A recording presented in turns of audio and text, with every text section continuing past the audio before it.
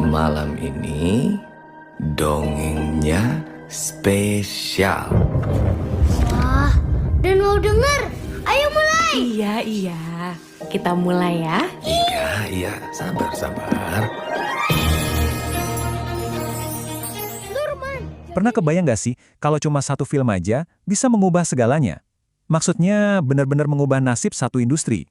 Nah, hari ini kita bakal bongkar tuntas gimana ceritanya sebuah film animasi bisa melakukan sesuatu yang dulu dianggap mustahil di Indonesia. Oke, kita mulai dari sini. Lihat angka ini. 10.233.002. Ini bukan cuma angka loh. Ini jumlah penonton, jumlah tiket yang disobek, jumlah orang yang ketawa dan nangis di bioskop. Angka ini bisa dibilang adalah sebuah gempa di industri film kita. Dan lihat di mana angka itu menempatkan Jumbo, tepat di singgasana, nomor 1. Langsung menyalip raksasa horor KKN di Desa Penari dan fenomena komedi agak lain.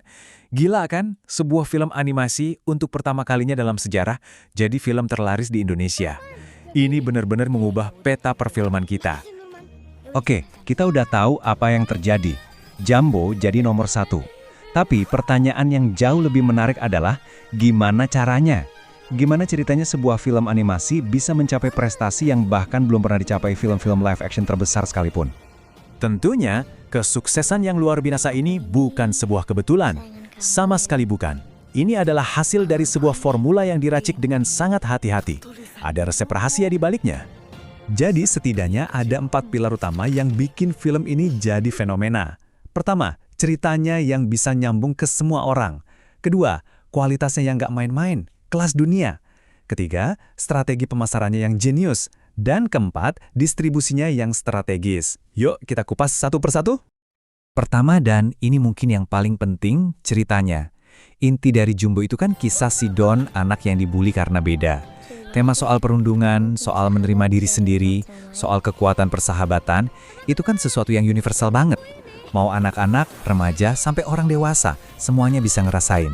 Inilah fondasi emosional yang bikin penonton langsung klik. Kedua, kualitasnya. Dan ini, wah, nggak kaleng-kaleng. Coba lihat aja deretan nama pengisi suaranya. Ada Ariel Noah, Bunga Citra Lestari, Cinta Laura. Ini bukan cuma soal narik penonton pakai nama besar ya. Mereka benar-benar memberikan nyawa dan kedalaman emosi ke setiap karakternya. Ini langkah yang sangat cerdas. Tapi kualitas itu bukan cuma datang dari para bintangnya. Angka ini lebih dari 420 kreator Indonesia kerja keras siang malam selama 5 tahun. Bayangin, 5 tahun dedikasi buat menghasilkan visual sekeren ini yang nggak kalah sama standar animasi internasional. Ini bukti nyata kalau talenta kita tuh ada dan mampu. Ketiga, marketingnya. Ini pinter banget. Tim Jumbo ngerti banget kekuatan media sosial. Mereka bikin gerakan yang namanya buzzer Jumbo gratisan. Jadi mereka menciptakan antusiasme organik yang masif dari mulut ke mulut di dunia maya. Mereka nggak cuma jualan film, tapi mereka berhasil bikin film ini jadi omongan semua orang, bahkan sebelum tayang. Nah, sekarang coba kita mundur sedikit deh. Biar kita benar-benar paham seberapa besarnya pencapaian Jumbo ini, kita perlu lihat konteksnya, yaitu sejarah panjang industri animasi di Indonesia. Perjalanannya tuh panjang banget loh.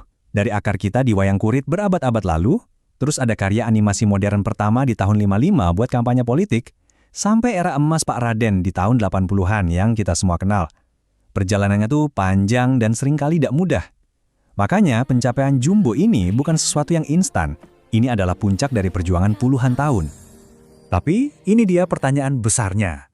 Satu kesuksesan yang fenomenal ini emang luar biasa. Tapi apakah ini cukup buat mengubah nasib seluruh industri yang dari dulu punya banyak tantangan sistemik? Jadi kita punya dua sisi mata uang di sini. Di satu sisi, Jumbo sukses besar. Dia buktiin kalau penonton Indonesia itu haus tontonan animasi lokal yang berkualitas, dan dia ngebuka pintu ke pasar dunia. Tapi di sisi lain, PR industrinya masih banyak banget, mulai dari kurangnya pendanaan, kurangnya tenaga ahli, perlindungan hak kekayaan intelektual atau IP yang masih lemah, sampai dukungan pemerintah yang harus lebih kuat lagi. Jumbo ini ibarat mercusuar harapan, tapi jalan di depan masih panjang. Tapi jangan pesimis dulu. Karena hebatnya, kesuksesan Jumbo ini nggak berhenti di dalam negeri aja. Dampaknya udah mulai terasa di panggung global, dan ini mulai mengubah cara dunia melihat animasi Indonesia. Dan data ini nggak bohong.